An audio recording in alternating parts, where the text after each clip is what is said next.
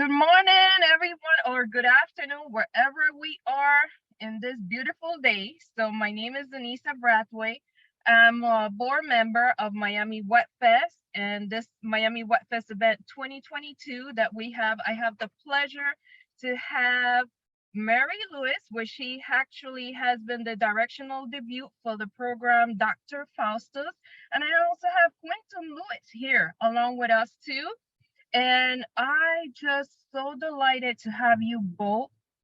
I've been actually have the pleasure to be able to interview you and for you to be able to speak a little bit more of this wonderful project. So to start off, I would like to know a little bit about the inspiration, what inspired you to do this film. Well, first of all, it's great to be here. Thank you so much for inviting us. It's really nice. We've been participating in Miami Web Fest for ages, and we actually went there once, so it's really nice to be interviewed. We will eventually get back there again. We would love to go. We'd love to be this year, but Mariana's about to start at a new drama school, and it's difficult to travel still, despite the end of the pandemic. But we will get back. We're big fans of Brian and all the things he's done. In fact, since I think we participated in 2019, you won an award for Best Actress in 2019, Young Actress. Lovely. Which was fantastic. Brian's a great supporter of independent creators. We always send our projects to Miami Web Fest. They're great supporters, and we recommend anyone who's got independent productions, web series, pilots, send them to Miami Web Fest because they're very supportive. Oh, I love that. Love that. Thank you so much, guys. That is a pleasure having supporters like you both in such great projects along the way too. I'm so grateful, and I know Brian will love to hear what you guys just said. I will also like to. What inspired you then to? Well, we're both really big fans of Shakespeare and Christopher Marlowe and those really classical plays. And what motivated me to do Doctor Faustus was actually my dad, because he's really passionate about Shakespeare. And we did a production of Macbeth back in 2017 or 2018, where we did it in Brazil, which is where we're from. And we did it in like a favela. So everyone was like drug dealers, and I was like a drug dealer's mole, and it was really fun to do.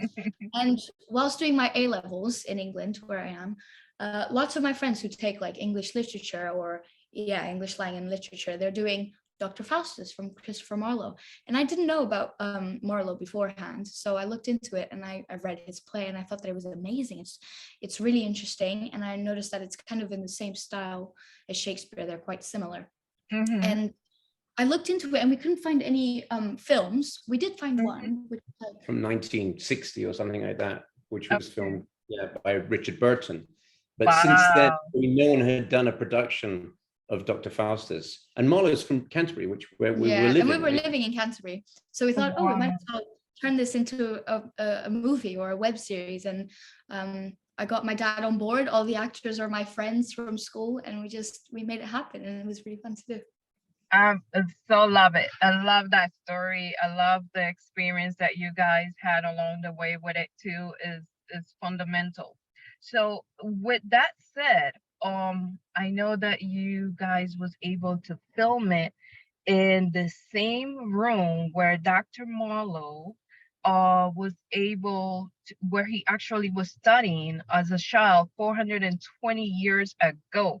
So how did that felt like, just being in that same actual room filming? I mean, it's absolutely spectacular, isn't it? I mean, Canterbury is this town. It's a medieval town, steeped in history. It's all sort of little cobblestone alleyways. And in the middle, there's this place called Greyfriars Chapel, which was the original school for all the school children in Canterbury in sort of 1540, 1560. And there's registers that suggest that Christopher Marlowe learned how to read and write in this small chapel before going to King's and then going to Cambridge to study. So for the fact that we filmed 2 scenes in this film, I mean, we struggled to get permission to film there. It's a very, very, and a very old building, but we got permission to film there. And Yeah, it's I think it's emotionally important, because the reason why we wanted to film it in Canterbury was almost like a nod to Marlowe, that we could imagine that he would have walked around those streets and in those places, perhaps when he thought about how he wrote that play, the fact that we could film it exactly where he might have gained inspiration to write it Yeah. was really important to us. And to me, it was really awesome also because I got to play the part of Dr. Faustus, and we actually made him a female. And it was Wow. amazing for me to be able to play this character literally where Marlowe probably got inspiration for his play. So it really felt like really important to me, and I keep it really close to my heart. It was a really good experience. I'm excited for you guys, and I'm also so excited as I took the time to look at it, view the episodes, the trailers that you guys have out there, and for those that have not had a chance to do so, I will suggest you to do it. Reach out to Mary Lewis, to Quentin, actually do some research, start looking for Dr. Faustus, and you're gonna look at the time, the detail, the every single work that they put in this project. You're gonna be delighted for it. I must say. I would like to know during this process, this project, what challenges did you face along the way?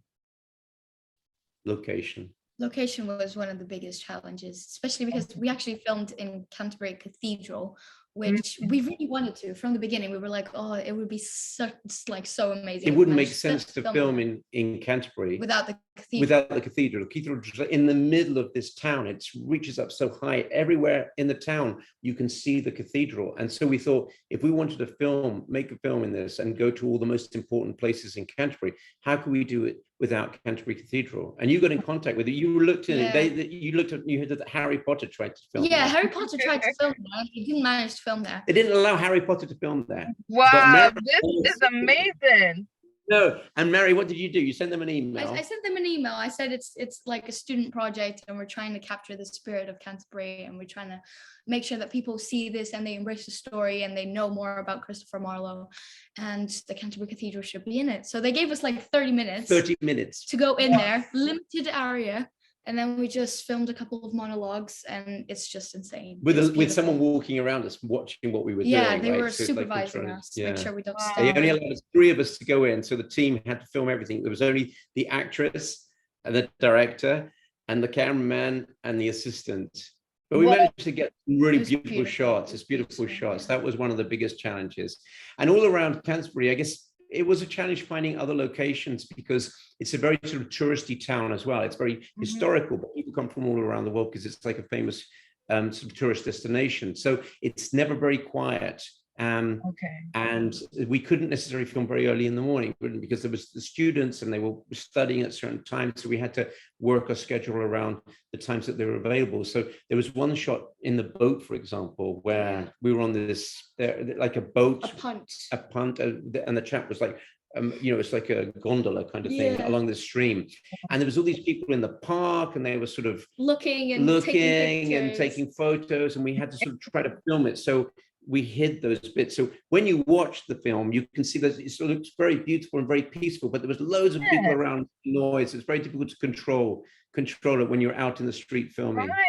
Right. It's a little bit of challenge what to do and how can you manage the block some of the noise in while you're trying to film, but you still work along the way, and the way how it's filmed, you won't even notice those little items around the area. But just to find out and to emphasize a little bit more the fact that it was between Harry Potter and yourself and you was able to get through, that is truly amazing, because I'm pretty sure people know about Harry Potter, and to be able to get the opportunity is like, it is amazing. And everyone should know about this and should be able to take the time to really get in touch with you guys and know about this project that you actually worked on. I would like to say, what type of advice you will give to other filmmakers out there that may have come to you, like, are you currently working on another film? We're thinking about it. Okay. We've just moved to London and I'm about to start uni, so it's a bit of a tricky time for us to get into it, but we have good plans in mind and it's supposed to be really good. Quentin's currently really into animation and he's letting out a new trailer. Is it out yet? No, it should be out next Not few yet, days. but it's amazing and it's all made in Blender and Unreal Engine. And yeah, it's really exciting. We just published a short series of monologues, Shakespeare monologues. It's called Shakespeare by Half-Life, and we're kind of like presenting it as if it's like a web series made in the metaverse, because we've got characters, we filmed them on green screens and we put them in this Unreal Engine world. So it's like a digital world. And what it was a test for a project that Mariana wants to do, which is that she's talking about, which is a production of a Greek tragedy written by Euripides called Medea. Wow. Medea is a film story from Greek mythology, and we want to try and do that, like, but filmed in a film noir style. So it's all like black and white, like one of those great movies from the 1940s, 1950s, like Double Indemnity or Casablanca. You know, there's really great lovely. And that's what we want to go so for. Location wouldn't be a problem. Yeah, location wouldn't be a problem. We'll do it all in green screen, because location is a real problem for us. And we found this in, because in Brazil, I think we did lots of web series in Brazil. A lot of our web series have participated in what Miami Web Fest in the past, like Magic of the Mermaid and Macbeth, King of the Favela, and Day Off, all these series. But I think we had an easier time finding locations in Brazil. Yeah. In the UK, it's difficult. I guess it's the same as in the US. Everywhere's busy. Everywhere have rules and regulations. You have to do the paperwork. It just makes our life that much more difficult trying to do it, because we try to do things on a very low budget. We don't make money from this, so because we love doing it, But you were quite successful in like monetizing Doctor Faustus, I guess, because you put it on Amazon Prime. Yeah. And you've got what, almost 3 million minutes streamed. 3 million minutes streamed. Wow, is that's amazing! Congratulations. Thank you. Yeah. So what advice for filmmakers in general? Just start. Just do it. I think one of the things that we will talk about is, we call it steamroller technique. I think we always question it. Oh, it's not going to be that good.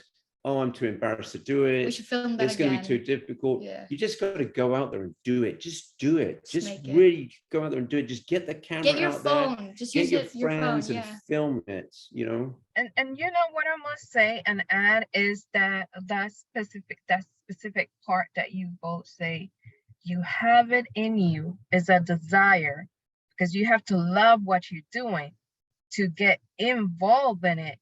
And you both, when you speak about this project, you can see that fire, you can see that love, you can see that's your baby, that's your nature, that's what you put it into it. And despite the challenges that you guys had, you made it happen. And here it is.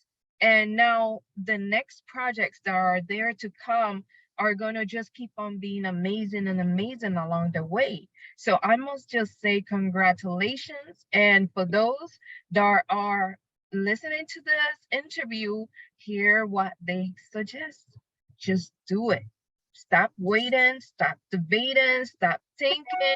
Just do one step at a time and you'll get to where you need to get to. I take this time and I appreciate so much your time that you both have given to us. Here we have Mary Lewis, or would you like me to call you Mariana or Mary Lewis? Mary is fine, yeah. Mary, okay. And we have Quentin Lewis too, and the project is Doctor Faustus. Can you tell us where they can find you? Like your it's Amazon Prime. What about the links for your Instagram? On Amazon Prime. Oh, and my Instagram is _Mary_Lewis. And the Instagram for Canal Demais, which is the production company that we use, is called Canal _Demais, where you can find all of our trailers and all of our posters. Same for YouTube. You'll find all of our productions. Oh yeah, and YouTube. We have a platform on YouTube which has like 700,000 subscribers. We've got over 150 million views on our platform on YouTube, which has almost all of our series. It doesn't have Dr. Faustus. It's got the trailer for Dr. Faustus. Dr. Faustus is on Amazon Prime. Okay, that's excellent. Guys, I am so honored to be able to interview both of you, and I hope that very, very soon I'll be able to see you on the next Miami Wet Fest, and we'll see all those new projects that you both are working on. Until next time, thank you so much, and it's been a pleasure having you both. Thank you, Anissa. Lovely talking to you. See you soon. Bye.